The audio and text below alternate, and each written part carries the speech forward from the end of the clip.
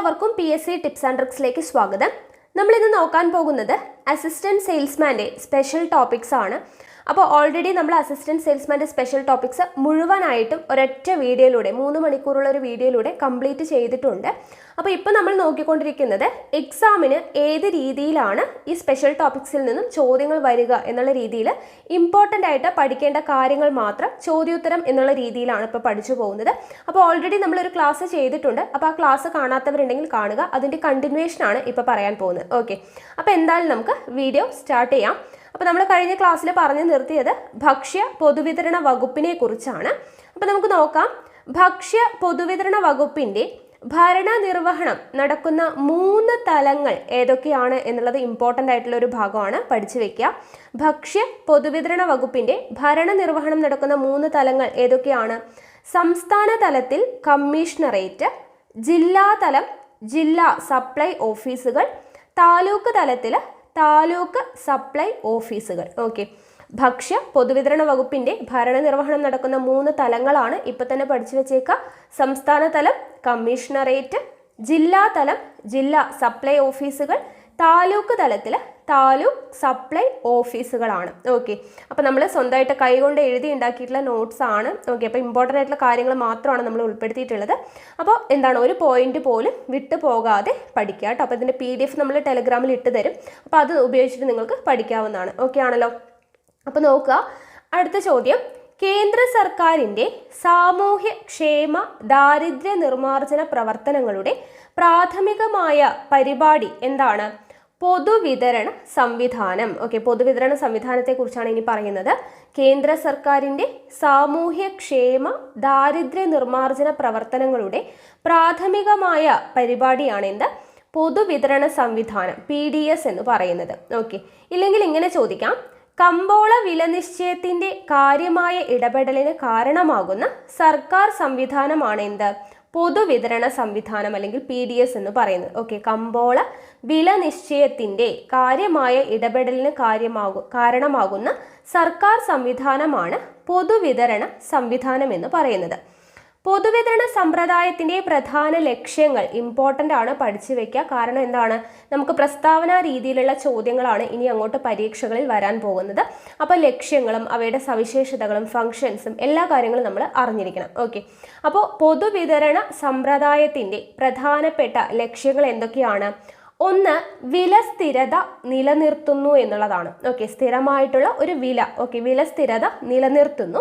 അതുപോലെ തന്നെ ദരിദ്ര ജനവിഭാഗങ്ങളുടെ സാമൂഹ്യ ഉന്നമനം. ഓക്കെ, അപ്പോൾ കുറഞ്ഞ വിലയിൽ ജനങ്ങളിലോട്ട് സാധനങ്ങൾ എത്തിക്കുന്നത് കൊണ്ട് തന്നെ ദരിദ്ര ജനവിഭാഗങ്ങളുടെ സാമൂഹ്യ ഉന്നമനമാണ് അടുത്തൊരു ലക്ഷ്യമെന്ന് പറയുന്നത്.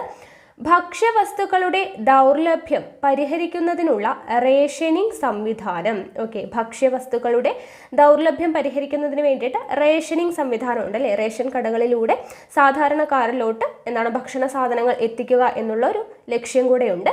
സ്വകാര്യ കച്ചവടത്തെ നിയന്ത്രിക്കുന്നു. ഓക്കെ, സ്വകാര്യ കച്ചവടത്തെ നിയന്ത്രിക്കുന്നു. സാമൂഹിക നീതി ഉറപ്പാക്കിക്കൊണ്ട് സുസ്ഥിര വികസനം ഉറപ്പുവരുത്തുന്നു. ഇതൊക്കെയാണ് എന്താ പൊതുവിതരണ സംവിധാനത്തിൻ്റെ പ്രധാനപ്പെട്ട ലക്ഷ്യങ്ങൾ. എന്തൊക്കെയാണ്?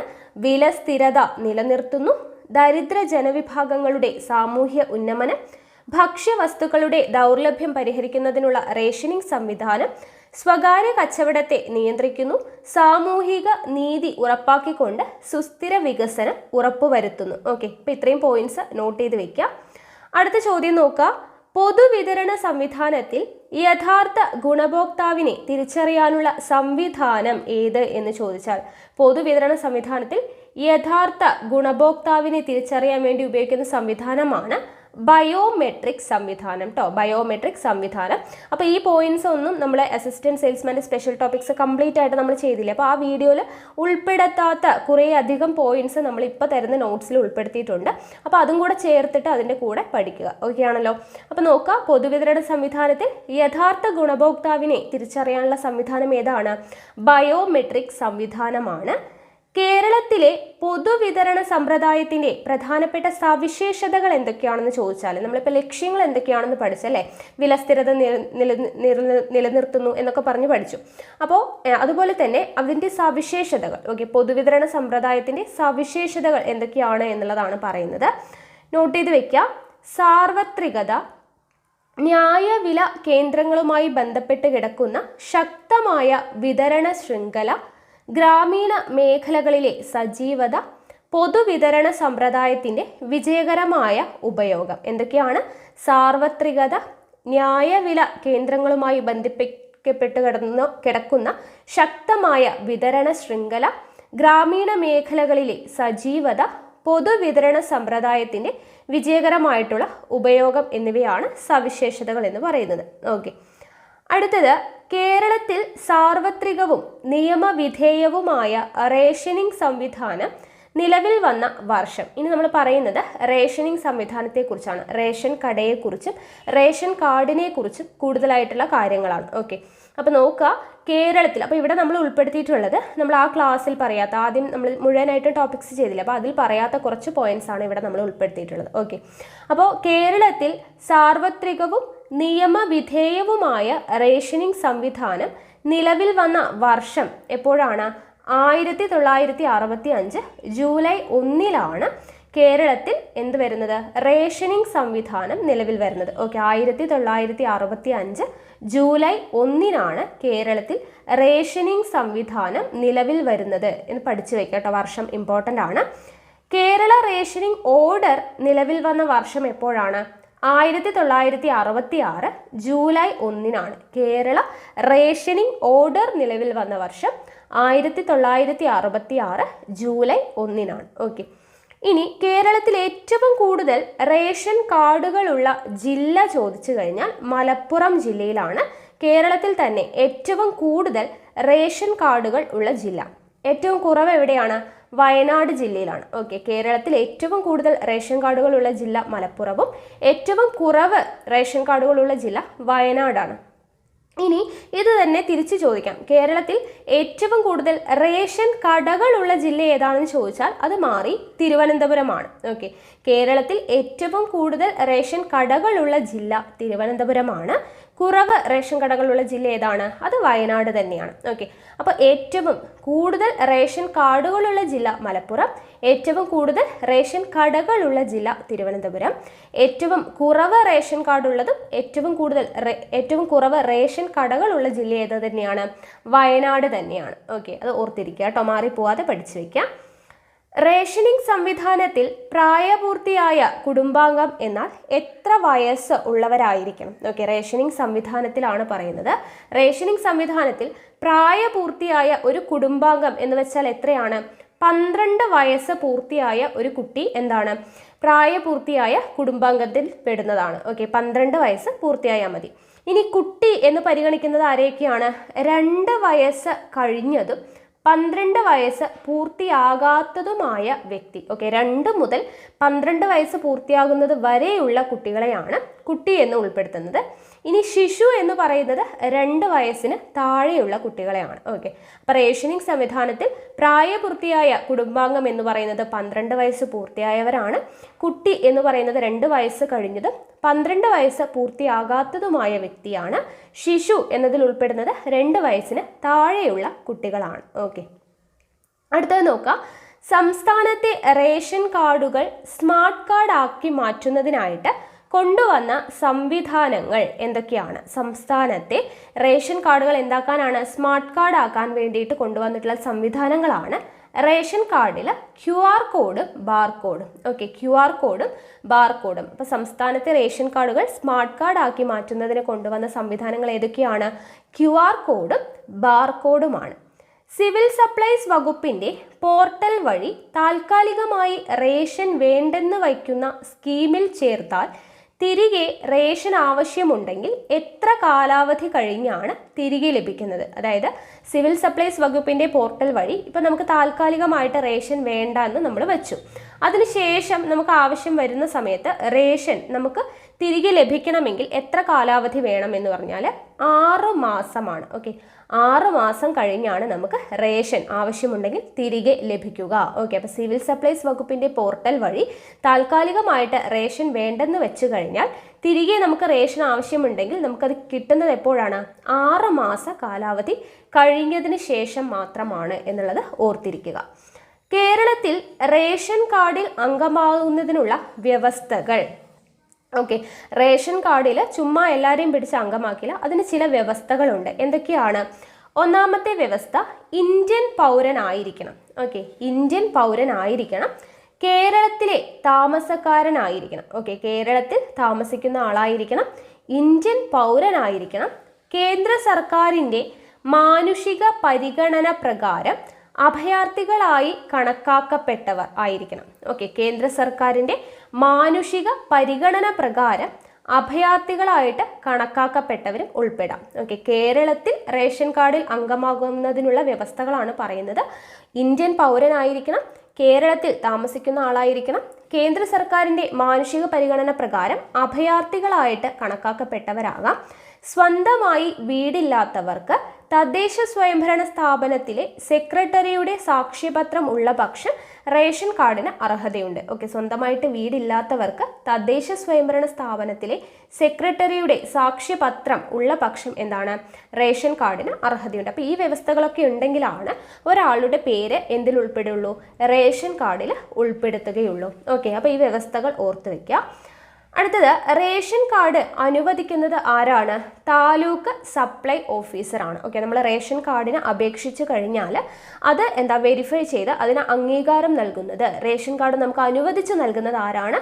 താലൂക്ക് സപ്ലൈ ഓഫീസറാണ് എന്നുള്ളത് ഓർത്തിരിക്കുക. ഓക്കെ, നമ്മുടെ റേഷൻ കാർഡ് നമുക്ക് തുറന്നു കഴിഞ്ഞാൽ അതിലൊരു സൈൻ കാണാനായിട്ട് പറ്റും. അത് ആരുടെ സൈനാണ്? താലൂക്ക് സപ്ലൈ ഓഫീസറുടെ സൈനാണ്. അതും കൂടെ ഓർത്തിരിക്കുക കേട്ടോ. റേഷൻ കാർഡ് അനുവദിക്കുന്നത് താലൂക്ക് സപ്ലൈ ഓഫീസറാണ്. റേഷൻ കാർഡിൽ കാണുന്ന സൈൻ ആരുടേതാണ്? റേഷൻ കാർഡിൽ കാണുന്ന സൈൻ താലൂക്ക് സപ്ലൈ ഓഫീസറുടേതാണ്. ഇനി നിലവിലെ റേഷൻ കാർഡ് നമ്പറിലെ ആകെ അക്കങ്ങൾ, നമുക്ക് റേഷൻ കാർഡിന് ഒരു നമ്പർ ഉണ്ടാവും അല്ലേ? ആ നമ്പറിൽ കാണുന്ന ആകെ അക്കങ്ങൾ എത്രയാണ്? 10 അക്കങ്ങളാണ് ഉണ്ടാവുക. ഓക്കെ, അപ്പം നിലവിലെ റേഷൻ കാർഡ് നമ്പറിലെ ആകെ അക്കങ്ങൾ എത്രയാണ്? 10 അക്കങ്ങളാണ് ഉണ്ടാവുക. ഇനി റേഷൻ വിതരണ സംബന്ധമായ വിഷയങ്ങളിൽ പരാതി രേഖപ്പെടുത്താൻ ബന്ധപ്പെടേണ്ട നമ്പർ, നമുക്ക് റേഷൻ വിതരണ സംബന്ധമായിട്ട് എന്തെങ്കിലും പരാതി ഉണ്ടെങ്കിൽ അത് രേഖപ്പെടുത്താനായിട്ട് വിളിക്കേണ്ട നമ്പർ എത്രയാണ്? 1967 ആണ് കേട്ടോ. 1967 എന്ന് പറയുന്ന നമ്പറിലോട്ടാണ് നമ്മൾ വിളിക്കേണ്ടത്. റേഷൻ വിതരണ സംബന്ധമായ വിഷയങ്ങളിൽ എന്തെങ്കിലും പരാതി രേഖപ്പെടുത്താനായിട്ടുണ്ടെങ്കിൽ 1967 എന്ന് പറയുന്ന നമ്പറിലോട്ടാണ് വിളിക്കേണ്ടത് എന്നുള്ളത് ഓർത്തിരിക്കുക. ഇനി പുതിയ റേഷൻ കാർഡ് അനുവദിക്കുന്നത് വരെ റേഷൻ വിഹിതം വാങ്ങാൻ കാർഡ് ഉടമയ്ക്ക് നൽകുന്ന താൽക്കാലിക റേഷൻ കാർഡിൻ്റെ കാലാവധി എത്രയാണ്? 6 മാസമാണ്. അപ്പോൾ നമ്മൾ റേഷൻ കാർഡിന് അപേക്ഷിച്ചിട്ടുണ്ട്, പക്ഷെ പുതിയതായിട്ട് കിട്ടാനായിട്ട് കുറച്ച് സമയം എടുക്കും. അപ്പോൾ അതുവരെ നമുക്ക് താൽക്കാലികമായിട്ട് റേഷനിങ് സാധനങ്ങളൊക്കെ വാങ്ങിക്കണമെങ്കിൽ താൽക്കാലികമായിട്ട് ഒരു റേഷൻ കാർഡ് തരും അല്ലേ? അപ്പോൾ അതിൻ്റെ കാലാവധി എത്രയാണ്? 6 മാസമാണ് അങ്ങനെ താൽക്കാലികമായിട്ട് തരുന്ന റേഷൻ കാർഡിൻ്റെ കാലാവധി എന്ന് പറയുന്നത്. ഓക്കെ, അപ്പോൾ പുതിയ റേഷൻ കാർഡ് അനുവദിക്കുന്നത് വരെ റേഷൻ വിഹിതം വാങ്ങാൻ കാർഡ് ഉടമയ്ക്ക് നൽകുന്ന താൽക്കാലിക റേഷൻ കാർഡിൻ്റെ കാലാവധി എത്രയാണ്? 6 മാസമാണ് എന്നുള്ളത് ഓർത്തിരിക്കുക.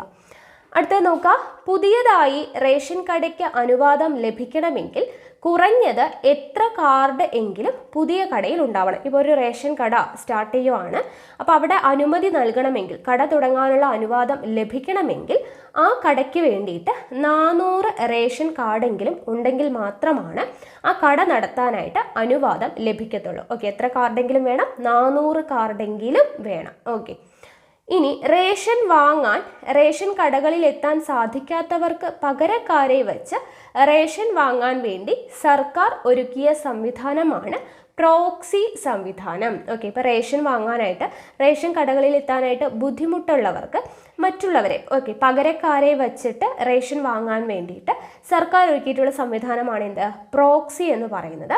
ഇപ്പോൾ നമുക്ക് എന്തെങ്കിലും ഇപ്പോൾ ജോലി തിരക്കുകൊണ്ട് റേഷൻ കടയിൽ പോകാൻ പറ്റില്ല എന്ന് പറഞ്ഞ് പകരക്കാരെ വെക്കാനൊന്നും പറ്റില്ല. ഈ പ്രോക്സി സംവിധാനം അനുവദിക്കുന്നത് ആർക്കൊക്കെയാണ്? പകരക്കാരെ വെച്ച് റേഷൻ സാധനങ്ങൾ വാങ്ങിക്കാൻ പറ്റുന്നത് ആർക്കൊക്കെയാണ്?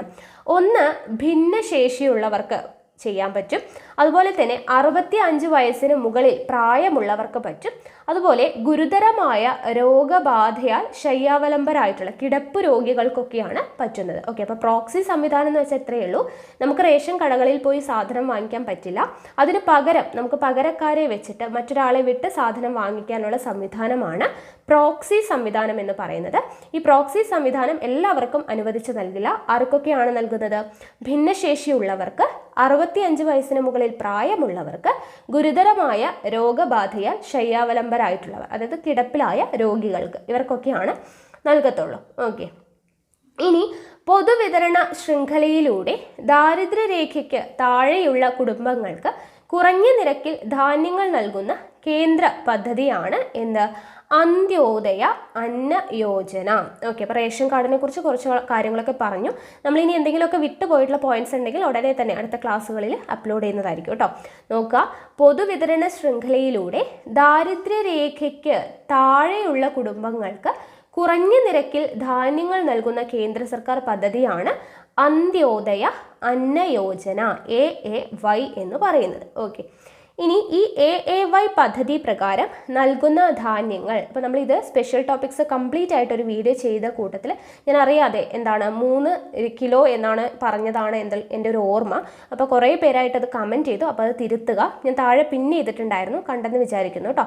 അപ്പോൾ ഇവിടെ AAY പദ്ധതി പ്രകാരം നൽകുന്ന ധാന്യങ്ങൾ ഇപ്പം തന്നെ പഠിച്ചു വെച്ചേക്കാം. അരി 1 കിലോയ്ക്ക് 3 രൂപ എന്ന് പറയുന്ന നിരക്കിലാണ്. ഓക്കെ, 1 കിലോ അരിക്ക് 3 രൂപ, 1 കിലോ ഗോതമ്പിന് 2 രൂപ എന്ന് പറയുന്ന നിരക്കിലാണ് കൊടുക്കുന്നത്. ഓക്കെ, അപ്പോൾ AAY പദ്ധതി പ്രകാരം നൽകുന്ന ധാന്യങ്ങൾ അരി 1 കിലോയ്ക്ക് 3 രൂപയും ഗോതമ്പ് 1 കിലോയ്ക്ക് 2 രൂപയുമാണ്. ഓക്കെ, അപ്പോൾ ഇത്രയുമാണ് നമ്മുടെ ഇന്നത്തെ ക്ലാസ്സിൽ ഉൾപ്പെടുത്തിയിട്ടുള്ളത്. ഓക്കെ, അപ്പോൾ നമ്മൾ മൊത്തത്തിൽ സ്പെഷ്യൽ ടോപ്പിക്സ് കംപ്ലീറ്റ് ചെയ്തത് ഒരുപാട് ലെങ്തി ആയിട്ടുള്ള 3 മണിക്കൂറുള്ള ഒരു വീഡിയോ ആണ്. അപ്പോൾ നമ്മളിപ്പോൾ നിങ്ങൾക്ക് എളുപ്പത്തിൽ പഠിക്കാൻ വേണ്ടിയിട്ട് ആവശ്യമുള്ള കാര്യങ്ങൾ മാത്രം നോട്ട്സ് ആയിട്ട് തരികയാണ്. അപ്പോൾ നമ്മൾ ചെറിയ ചെറിയ ക്ലാസ് ആയിട്ട് പോകുമ്പോൾ നിങ്ങൾക്കും പഠിച്ചെടുക്കാനായിട്ട് ബുദ്ധിമുട്ടുണ്ടാവില്ല എന്ന് കരുതിയിട്ടാണ് ഇങ്ങനെ ചെയ്യുന്നത്. അപ്പോൾ ഈ ക്ലാസ് ഇതുപോലെ തന്നെ കണ്ടിന്യൂ ചെയ്യണമെങ്കിൽ നിങ്ങൾ ജസ്റ്റ് താഴെ ഒന്ന് കമൻറ്റ് ചെയ്യുക കേട്ടോ. കാരണം നമ്മൾ ഓൾറെഡി ടോപ്പിക്സ് ഒക്കെ കംപ്ലീറ്റ് ചെയ്തതാണ്, ഫുള്ളായിട്ട് എടുത്തിട്ടുള്ളതാണ്. അപ്പോൾ ഈ ക്ലാസ് നിങ്ങൾക്ക് എത്രത്തോളം യൂസ്ഫുൾ ആകുന്നുണ്ട്, നിങ്ങൾക്ക് ഇനിയും ഇതുപോലെ ക്ലാസ്സുകൾ വേണം എന്നുള്ളവരുണ്ടെങ്കിൽ കമൻറ്റ് ചെയ്യുക. അപ്പോൾ നിങ്ങൾ കമൻറ്റ് ചെയ്യുന്നതിനനുസരിച്ചിട്ട് നമ്മൾ ഈ ക്ലാസ് കണ്ടിന്യൂ ചെയ്ത് കൊണ്ടുപോകുന്നതായിരിക്കും. ഓക്കെ ആണല്ലോ. അപ്പോൾ ഈ നോട്ട്സിൻ്റെ PDF ഞാൻ ടെലഗ്രാമിലിടാം. ടെലഗ്രാമിൻ്റെ ലിങ്ക് ഓപ്പൺ ചെയ്യാൻ പറ്റാത്തവരുണ്ടെങ്കിൽ ടെലഗ്രാമിൽ പോയിട്ട് PSC ടിപ്സ് ആൻഡ് ട്രിക്സ് എന്ന് സെർച്ച് ചെയ്ത് കഴിഞ്ഞാൽ നിങ്ങൾക്ക് അവിടെ നിന്ന് PDF ലഭ്യമാണ്. ഓക്കെ ആണല്ലോ. അപ്പോൾ PDF എടുക്കുക. എല്ലാവരും നല്ല രീതിയിൽ തന്നെ പഠിക്കുക. ഓക്കെ, അപ്പോൾ നമുക്ക് അടുത്ത ക്ലാസ്സിൽ കാണാം. താങ്ക്